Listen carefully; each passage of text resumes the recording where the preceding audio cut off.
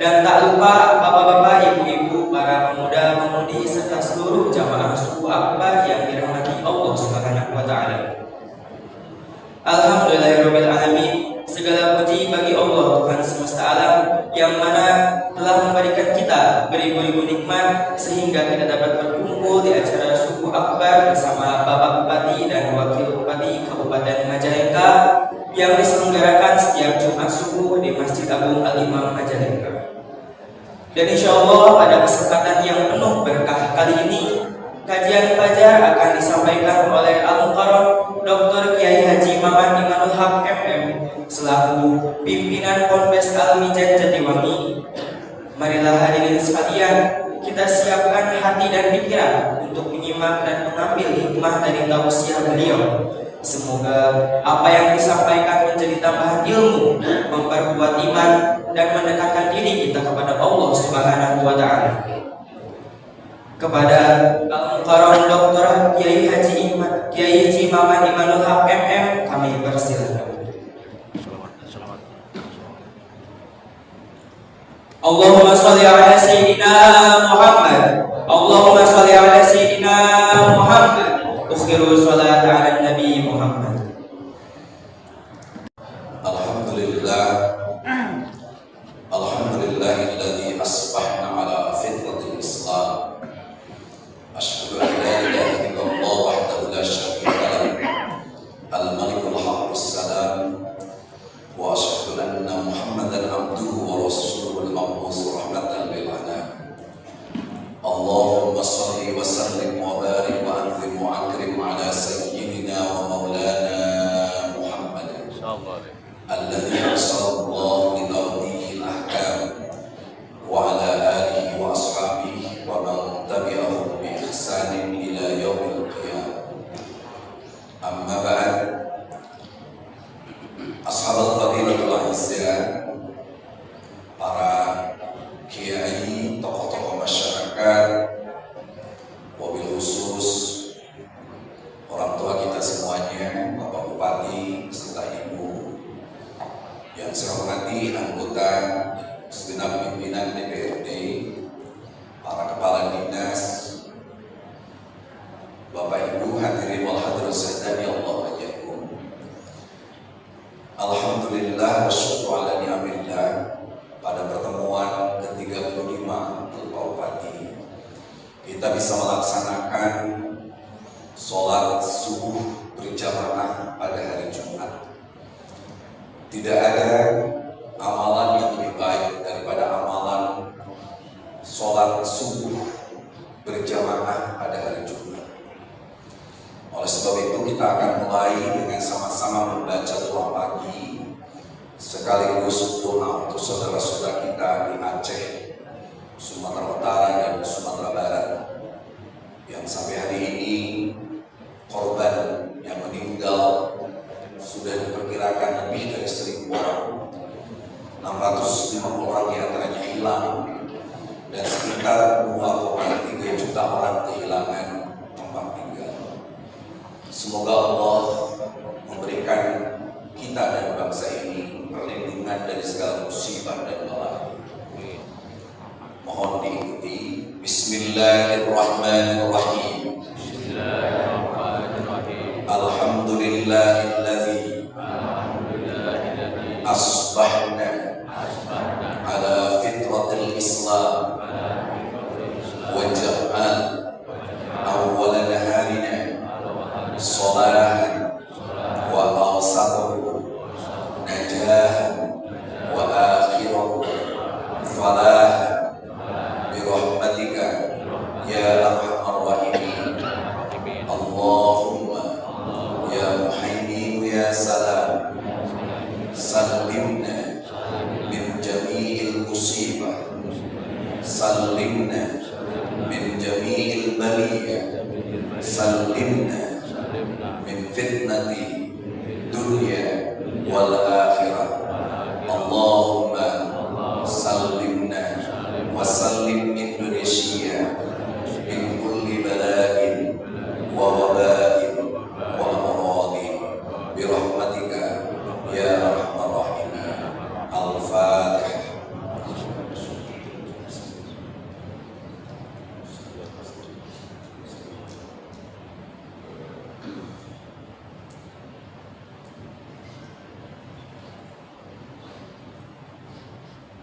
Saya mengucapkan terima kasih kepada panitia sehingga saya bisa bersilaturahmi pagi ini, walaupun tadi siang saya baru turun dari Tanah Suci Mekah dan mengisi acara sampai jam 11 di Kabupaten Bogor dan baru nyampe rumah di Jatiwangi jam setengah 3 karena rindu kepada Pak Bupati. Jadi walaupun katanya hampir kesiangan, akhirnya bisa datang juga. Alhamdulillah. Pada kesempatan berharga ini saya ingin membawakan 3 sholat sunat dengan 3 sahabat yang harus kita kenal. Kebetulan di Mekah dan Madinah sholat subuhnya itu sekarang setengah 6. Maka saya selalu datang ke masjid persis jam 4 karena adzan awalnya jam 4:15.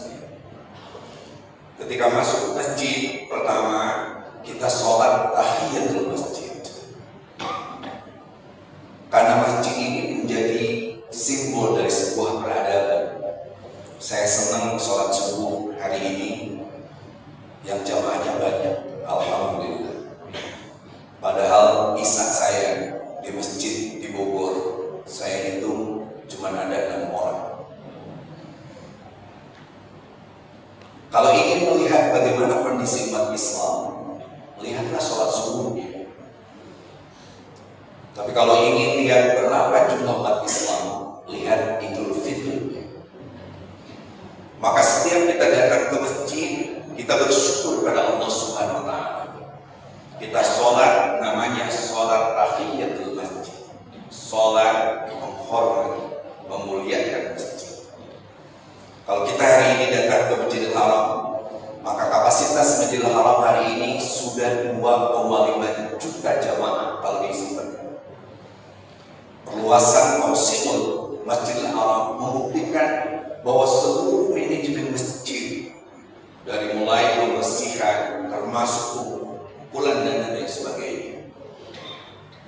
Maka tahiyatul masjid menjadi sangat menarik karena tahiyatul masjid boleh dilakukan di waktu yang diharamkan sholat. Kita habis sholat subuh ini, tiba-tiba ada orang datang keluar dan ikut kepada pengajian kita, dia sholat, itu dibolehkan. Ba'da asar, orang keluar, lalu menjelang maghrib, tiba-tiba dia datang, dia sholat tahiyatul masjid. Cuma di kita kadang-kadang ada orang sholat Idul Fitri di lapangan, sholat 2 rakaat. Saya tanya, ini sholat apa? Tahiyatul apa?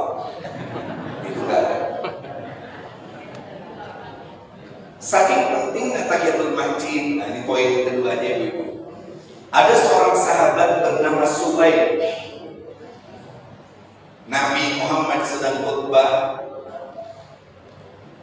Jadi kalau kita berdiri di sini, ibu-ibu, maka rumah kanjeng Nabi itu di sebelah sana, di sebelah kiri saya. Yang hari ini menjadikan makam beliau. Di belakangnya ada makam Sayyidina Abu Bakar, di belakangnya ada Sayyidina Umar.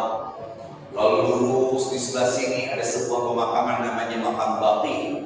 Di sana dimakamkan Sayyidina Utsman, Sayyidah Fatimah Az-Zahra, istri Rasulullah, putra Rasulullah dan lain sebagainya. Ketika Rasulullah berubah, tiba-tiba Sulaim datang, agak terlambat. Kalau kita biasanya sengaja terlambat dan sekali duduk di belakang karena jaga sendal takut hilang. Tiba-tiba Rasul menghentikan khutbahnya dan berkata, "Ya Sulaim, qum wa sholli rak'atain." Sulaim, jangan dulu-dulu, bangun dan sholat 2 rakaat tahiyatul masjid. Itu menunjukkan pentingnya tahiyatul masjid di satu sisi, tetapi Imam Malik mengatakan ada sisi lain yang jarang dikupas tentang hadis Sulaim ini. Apa itu?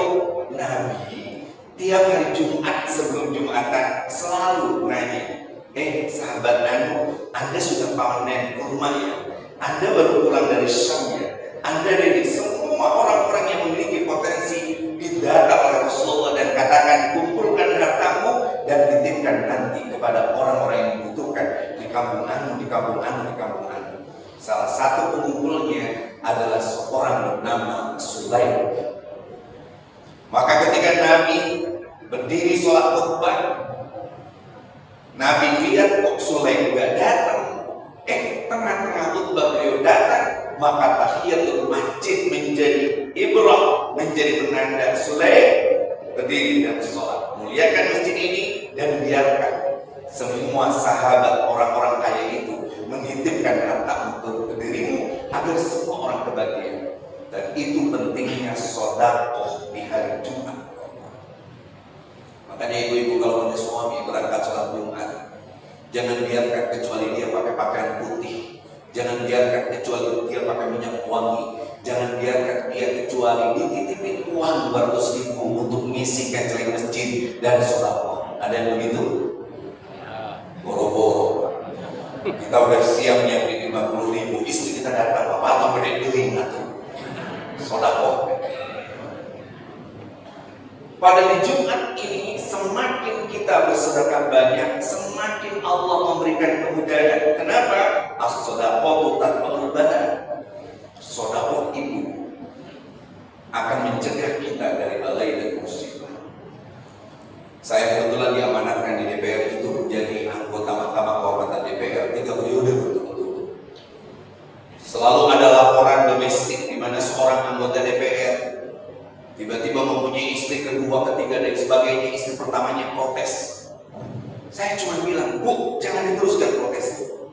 Kenapa? Ibu suaminya kehilangan jabatan di DPR, rugi. Biar saya pertemukan aja. Saya cuma ngomong begini, Pak, Bapak kalau punya uang reses yang begitu gede, berikan semua ke istri yang pertama. Insya Allah istri kita ikhlas. Kenapa? Sedekah tanda kuncinya adalah. Itu poin pertama. Maka jangan lupa bapak-bapak untuk sholat tahiyatul masjid. Poin kedua adalah sholat syukur wudhu. Yang menarik, sahabat yang akan kita bahas dalam syukur wudhu ini adalah Bilal bin Rabah, seorang dari Habasah Kaptofia yang datang lalu menjadi budak dari seorang bernama Umayyah bin Khalaf. Tetapi seorang budak itu mendapatkan hidayah dari Allah dan dia mengikuti Rasulullah SAW walaupun dadanya ditimpa batu besar dan belakang punggungnya dibiarkan terbakar dengan pasir. Hari ini di Mekah dan di Madinah 30 derajat jadi dalam keadaan dingin dan nyaman. Tapi ketika itu ibu-ibu Rabah, Bilal bin Rabah itu di atas 50 derajat Celcius. Sehingga kalau kita melemparkan daging yang segar, maka langsung jadi rendah dari kereng. Tapi dia menyebutkan ahad, ahad, ahad. Itu menjadi simbol, bahkan disebutkan barang siapa yang berdoa sebutkan dengan nama Allah Subhanahu wa taala. Walillahil asmaul husna fad'uhu biha wa dharul ladzina yulkiduna fi asma'i sayajzawna ma kanu ya'malun.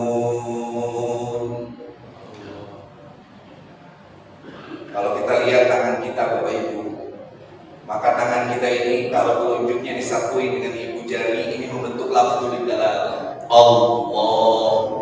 Sama-sama Allah. Simpan kelingkingnya, cingirnya lillahi. Simpan jari manisnya lahu. Simpan jari tengahnya hu. Kembalikan ke dhamir munfasil marfu huwa. Kita baca bareng-bareng. Allahu lillahi lahu huwallah. Seperti jemari kita ini dibolak-balik apapun kehidupan kita, maka yang selalu kita sapa adalah Allah. Kita lagi punya kekuasaan, Allah lah yang kita sebut. Saya bahagia barusan Bupati bilang tiap kecamatan Muhammad insya Allah, tiap desa insya Allah. Ini bentuk keseimbangan karena ketika Allah memberikan tanda-tandanya lewat banjir bandang besar seperti di Aceh, Sumatera Utara dan Sumatera Barat, semua mendadak lumpuh, semua mendadak tidak mengerti apa-apa. Saya terus teriak-teriak, saya bilang tetapkan darurat nasional. Ternyata tidak bisa, Bapak Ibu. Ini yang penting bagi kita. Sekarang kita lihat telapak tangan kita. Di telapak tangan kita yang sebelah kanan ada guratan angka Arab 18. Ayah ibu-ibu, bentar ayah lain anak jilman anak jin. Sementara di meja ada guratan angka Arab 81. 18 sama 81 itu 99, yaitu Asmaul Husna. Maka tangan ini adalah satu di antara bagian anggota tubuh kita yang wajib dibasuh ketika wudhu agar asma Allah selalu ada. Untuk apa? Pertama untuk berdoa, yang kedua untuk berusaha, dan yang ketiga untuk silaturahmi. Orang yang berdoa tanpa usaha itu akan sia-sia. Orang yang berusaha tanpa doa itu orang yang sombong. Orang yang berdoa dan berusaha tapi tidak senang silaturahmi, dia tidak akan mencapai yang optimal. Bilal bin Rabah akhirnya menjadi orang yang dibebaskan oleh Abu Bakar Siddiq. Lalu beliau bebas, lalu beliau orang yang paling senang untuk melakukan sholat. Sampai Rasulullah SAW memanggil Bilal di tengah sahabat. Ya Bilal, kamu itu ngamalin apa ya? Kok aku mendengar suara sendalmu di surga? Bilal tersenyum, mohon maaf ya Rasul, saya itu berasal dari gurun pasir di Ethiopia. Saya wudhu, lalu setelah wudhu saya bersyukur mendapat nikmat iman Islam dan bersyukur ada air yang dipakai wudhu.